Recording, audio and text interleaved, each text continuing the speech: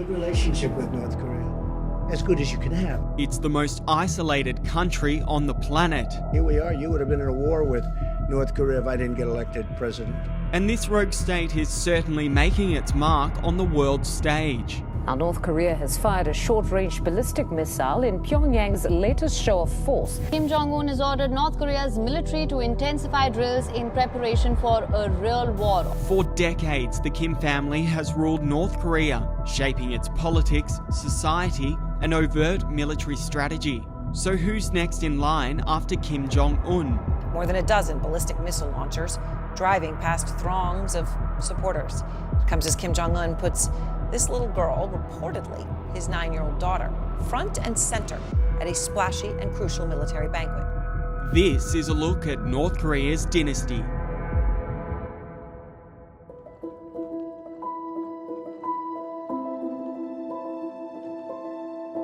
There's a new girl in town, and she's already making headlines in South Korea. Why do they start so young? Because they have to craft this narrative.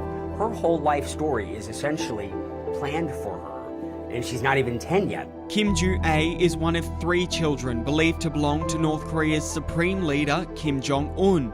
I'm Michelle Ye Healy. I'm the Tokyo Seoul Bureau Chief for the Washington Post. In North Korea, she's sort of almost like a princess type figure.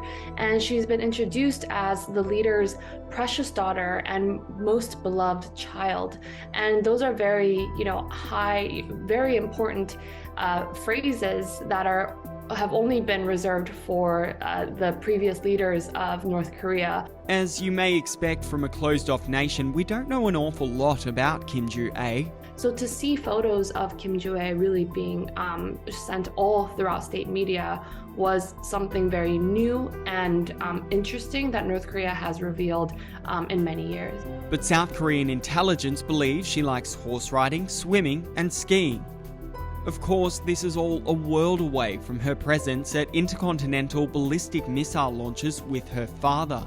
Now, a local news outlet quoting anonymous North Korean officials is reporting that girls in North Korea called Joo-ae are being forced to change their name. I think it has been quite sensationalized, and there are a lot of people really jumping to conclusions that she is the next successor, but it's still very early. And when the photos first came out of her, I wondered for a second, it feels like we're covering like a celebrity and a celebrity's child, The 10-year-old's global debut is a major breakaway from the Kim family's usual practices.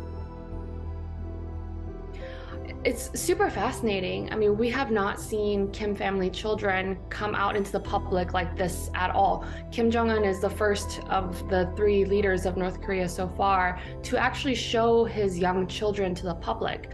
The question is, why has this happened so suddenly? Most observers think that Kim Jong-un still looks in quite good health. There are no indications that he's suffering from any maladies.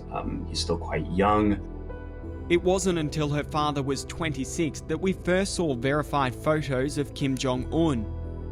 Just the fact that a young Kim child is known to the public is newsworthy, and it's very unique, and it tells you a little something different about the way Kim Jong-un thinks about perhaps opening up his life or about his family to the public. He actually shows his wife, the First Lady, Ri So-ju, a lot more frequently than previous leaders have too. So that's very different.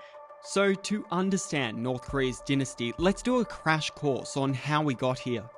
After World War II, the Allies divided the Axis territories. This saw Germany split in half and Korea controlled by the Soviets in the north and the Americans in the south. While elections began taking place in South Korea, in the north it was completely different.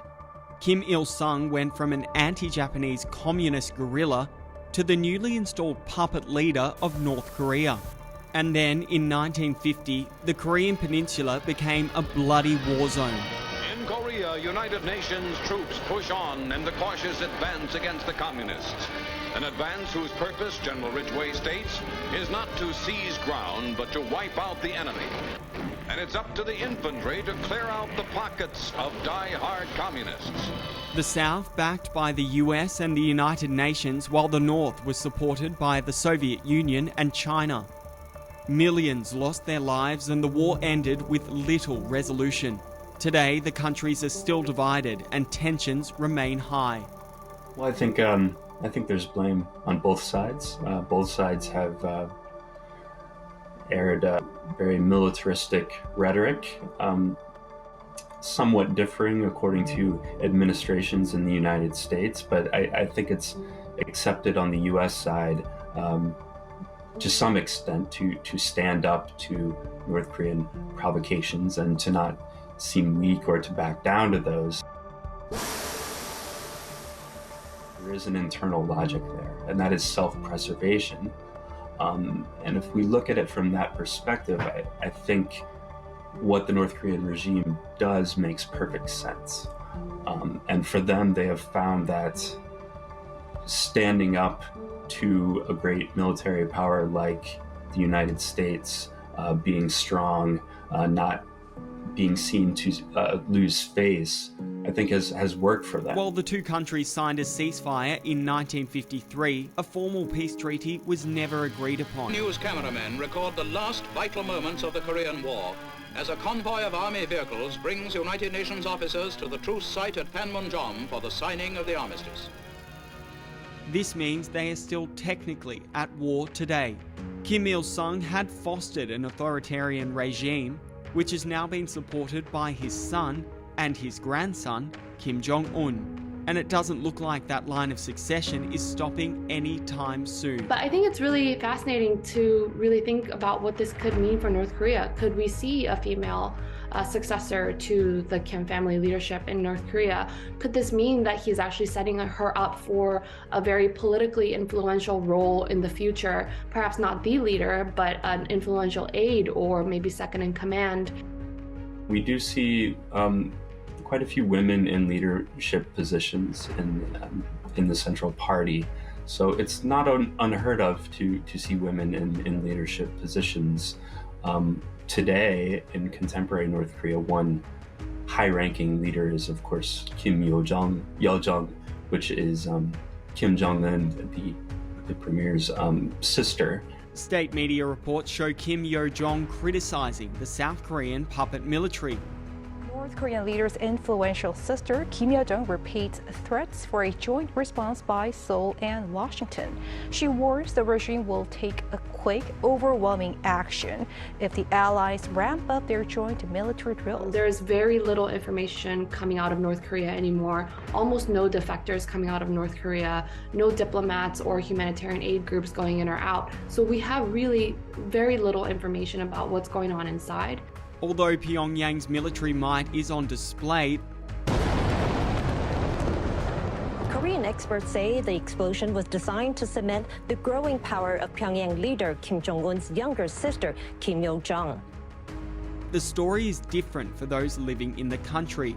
North Korea is going through an incredibly difficult time with its food insecurity. Leader Kim Jong-un has talked about that actually many times. He's actually cried talking about how food insecure the country is right now.